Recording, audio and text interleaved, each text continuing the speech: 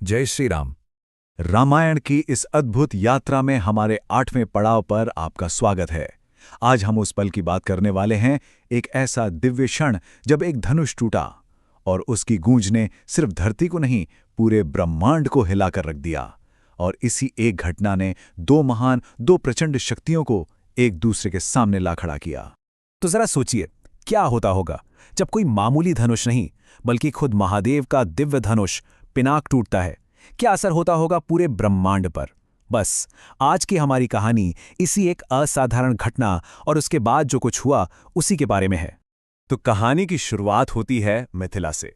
राजा जनक के भव्य दरबार में माहौल में एक अजीब सी टेंशन है, क्योंकि राजकुमारी सीता के विवाह के लिए एक शर्त रखी गई है।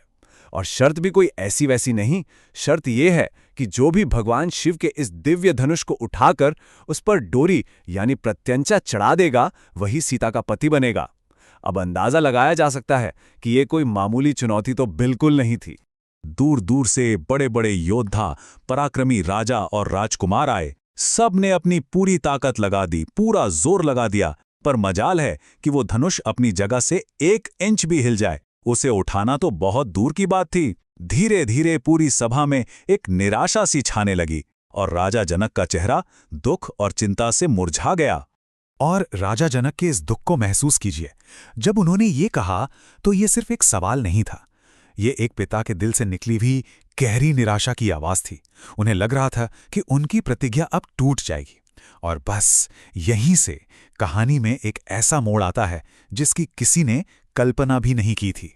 जब एक एक करके सारे योद्धा हार मान चुके थे, जब सभा में उम्मीद लगभग खत्म हो चुकी थी, तब गुरु विश्वामित्र के एक इशारे पर श्री राम आगे बढ़े।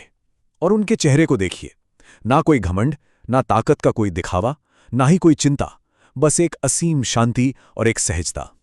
ये कोई ताकत का प्रदर्शन था ही नहीं, ये तो दिव्यता का एक एहसास था। ऐसा लगा मानो राम ने धनुष को उठाया नहीं, बल्कि उनके छूने भर से ही उस धनुष का जन्म लेने का मकसद पूरा हो गया। और यही तो हमें सीखना है कि असली ताकत दिखावे में नहीं होती, वो तो विनम्रता और सहजता में ही छुपी होती है। और जैसे ही धनुष टूटा, स्वयंवर की शर्त पूरी हो गई। चारों तरफ खुशी की लहर दौड़ गई। सीता जी ने आगे बढ़कर श्री राम के गले में वरमाला डाली और पूरा दरबार, अरे सिर्फ दरबार क्यों, कहते हैं देवलोक में भी देवता फूल बरसाने लगे। हर तरफ बस जश्न का माहौल था।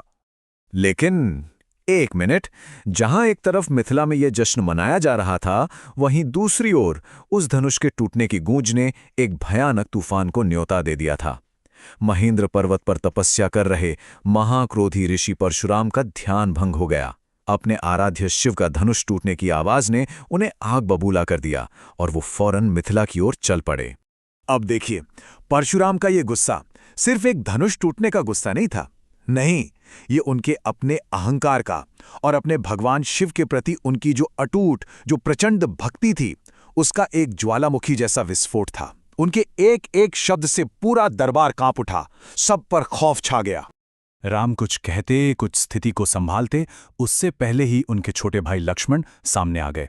लक्ष्मण जो अपने बड़े भाई का जरा सा भी अपमान बर्दाश्त नहीं कर सकते थे, और वो उस महान, उस तेजस्वी ऋषि के क्रोध और अहंकार को अपने तीखे, अपने तर्क भरे जवाबों से चुनौती देने में जरा भी नहीं हिचकिचाए।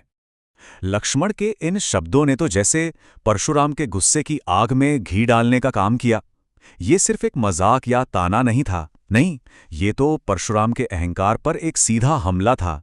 लक्ष्मण एक तरह से ये कह रहे थे कि जिस पुराने धनुष पर इतना घमंड किया जा रहा है, वो तो उनके लिए बचपन के खिलौनों जैसा था। और परशुराम का जवाब, उनके जवाब से उनकी बेहिसाब ताकत और उनके भयानक गुस्से का अंदाजा लगता है। वो लक्ष्मण को एक छोटा बच्चा समझकर धमका रहे हैं, लेकिन उन्हें इस बात का जरा भी अंदाजा नहीं है कि वो किसी आम राजकुमार से बात नहीं कर रहे हैं। और लक्ष्मण का साहस तो देखिए, वो जरा भी नहीं डरते। उल्टा वो परशुराम के एक योद्धा होने के दावे पर ही सवाल खड़ा कर देते हैं। उनका तर्क बड़ा सीधा और साफ था। असली वीर वो होता है जो युद्ध के मैदान में लड़ता है, भरी सभा में अपने मुंह से अपनी बड़ाई नहीं करता। तो यहां जो हो रहा है वो सिर्फ 2 लोगों की बहस नहीं है, नहीं, ये 2 अलग अलग सोच, 2 विचारधाराओं का टकराव है। एक तरफ हैं परशुराम, जिनकी नींव ही क्रोध, शक्ति और अहंकार पर टिकी है, और दूसरी तरफ हैं लक्ष्मण, जिनकी ताकत क्या है? उनकी बुद्धि, उनका तर्क और अपने भाई राम के लिए उनकी अटूट भक्ति। जब ये बातों की लड़ाई, ये वाद विवाद बहुत ज्यादा बढ़ गया, तब श्री राम बीच में आए। और उनका स्वभाव देखिए, उनकी शांति, उनकी विनम्रता, उनका सम्मान से बात करने का तरीका परशुराम के उस धधकते हुए गुस्से पर मानो ठंडे पानी की तरह काम कर गया। जरा राम की विनम्रता पर गौर कीजिए। इतना बड़ा, इतना असंभव काम करने के बाद भी उनके अंदर अहंकार का एक कण भी नहीं है। वो खुद को परशुराम का सेवक, उनका दास कहते हैं। और बस इसी एक विनम्र वाक्य से वो ऋषि के उबलते हुए गुस्से को एकदम शांत कर देते हैं। इसके बाद जब परशुराम ने उन्हें भगवान विष्णु का दूसरा दिव्य धनुष दिया, तो राम ने उसे भी बड़ी आसानी से उठाकर उस पर प्रत्यंचा चढ़ा दी। बस वही पल था। उसी क्षण परशुराम को यह एहसास हो गया कि वो किसी साधारण इंसान के सामने नहीं, बल्कि स्वयं भगवान विष्णु के अवतार के सामने खड़े हैं।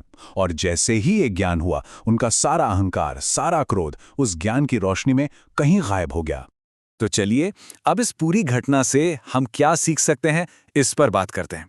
क्योंकि ये सिर्फ एक कहानी नहीं है, ये तो अहंकार, क्रोध और विनम्रता के ऊपर एक बहुत ही गहरा पाठ है। श्री राम के पूरे चरित्र का जो सार है वो एक शब्द में है, मर्यादा।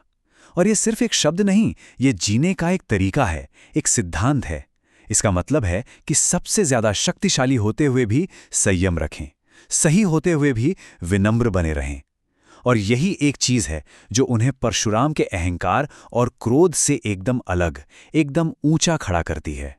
तो इस पूरे प्रसंग से जो सबसे बड़ी सीख मिलती है वो ये है कि देखिए, परशुराम बहुत शक्तिशाली थे, इसमें कोई शक नहीं। पर उनका अहंकार, उनका गुस्सा उनकी अपनी ही शक्ति को खत्म कर रहा था। दूसरी तरफ राम शांत रहकर, संयम रखकर अपनी असली ताकत दिखाते हैं।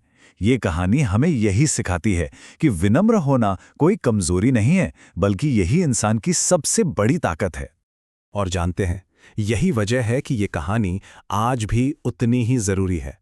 आज की हमारी इस भाग दौड़ भरी, तनाव वाली जिंदगी में अगर हम भी राम की तरह थोड़ा संयम और लक्ष्मण की तरह तर्क के साथ निडर होना सीख लें, तो हम अपनी जिंदगी की न जाने कितनी ही मुश्किलों को, कितने ही झगड़ों को आसानी से सुलझा सकते हैं।